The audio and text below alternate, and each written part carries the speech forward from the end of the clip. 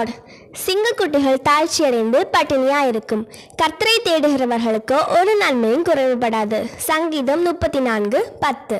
Hi friends, காடுகளின் ராஜாவாகிய சிங்கங்களுடைய குட்டிகள் கூட பட்டினியாக இருக்கலாம்.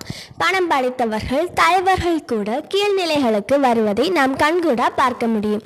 ஒரு காலத்தில் பண பலத்தினால் பதவி பலத்தால் எதையும் செய்யலாம் என்றும் தாங்கள் தான் மன்னர்கள் என்று நினைத்து கர்வமாக இருந்தவர்களின் சந்ததிகள் பிள்ளைகள் நாளடைவில் கீழ்நிலைக்கு தள்ளப்பட்டு உணவிற்கு கூட வழி இல்லாமல் பசி பட்டினியினால் வாடுவதை கூட நாம் பார்த்திருக்கலாம்.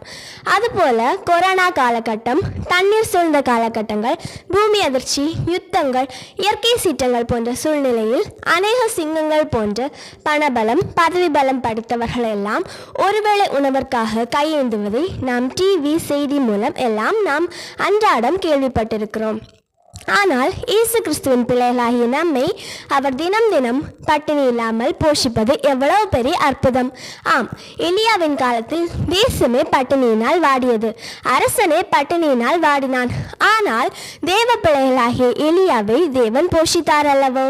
ஆம், எவ்வளவு பெரிய அற்புதம்! இது போலதான் தேவ பிள்ளைகளாகிய நம்மையும் அவர் இதுவரை நடத்தினார்.